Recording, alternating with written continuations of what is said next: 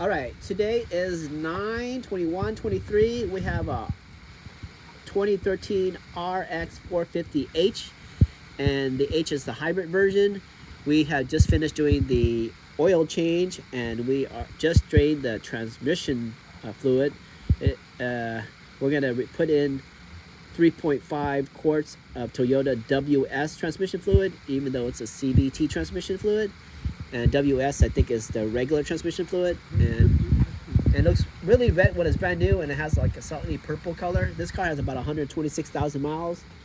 And that's that. For the oil filter, you could use a regular drive like that, or you could get one of those Prius oil filter tools like that and put it on the outside. So both works, and it uses a paper element. That's the old paper element. So if you wanted to use the Prius oil filter, it goes on the outside, gripping on the outside, and then this is the 1 inch and 1/16 if you want to grip the nut from the outside. And if you want to use the inside, just use the 3/8 drive, which is that one, and you're okay there too. So you have options. Once you take it out, when you do the oil change, it's best to do this first, because when this gets messy and this is full, that's a bad idea. So deal with the oil filter first. Take it out, let it drain into an empty pan first, and then change your O-ring. When you buy an OEM oil filter, and this is the OEM one with the part number of 04152YZZA1. It gives you a piece of plastic adapter, which is that. It gives you 2 O-rings, one here and one over there. That's the old one. The new one's already in. And then it gives you a washer with a kind of like a gasket soft material on the aluminum. And so this is a 14 millimeter nut like all Toyotas are. And then you're done with the oil change. The capacity is like 5 quarts of 0W20. That's what the O'Reilly's website says. And then over to the transmission fluid. This is a Allen 10 millimeter. And then that's the drain. The fill is outside, so notice there's no tire here. Tire removed. That's the drain over there. You will see something else on this side. That's not the drain. The fill is up here. So I've already gotten this loose.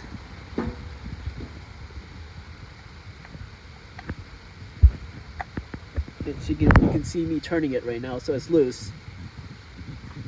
So theoretically, since I've drained that side, I can take this nut out and nothing should leak out. And so voila, there you see it. There's the nut. It's open. Nothing's coming out. So once I'm done, I'm going to go ahead and close that nut there. Then I'm going to use my WS transmission fluid, and I'm going to pump it in there until it runs out, and then I'll put this nut back. It's going to take a little bit of finesse. And then just to show you the tool I'm going to use, it's going to be over here. The tool looks like this.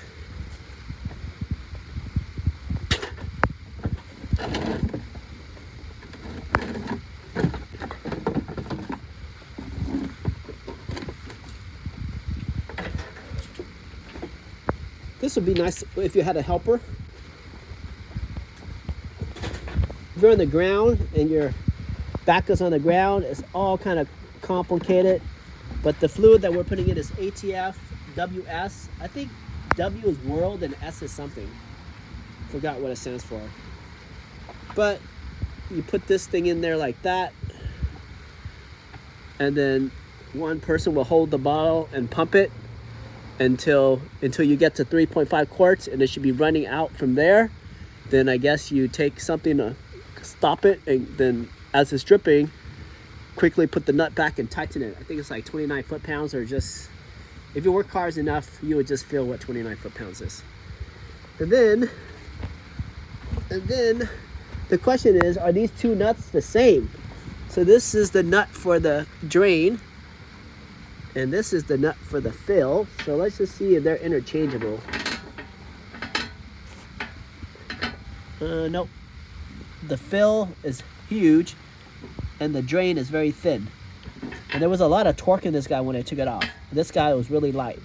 So there are different nuts, and there's an aluminum washer on that one, and I don't see any aluminum washers on this one, but there's some type of material here that makes it look like it's something.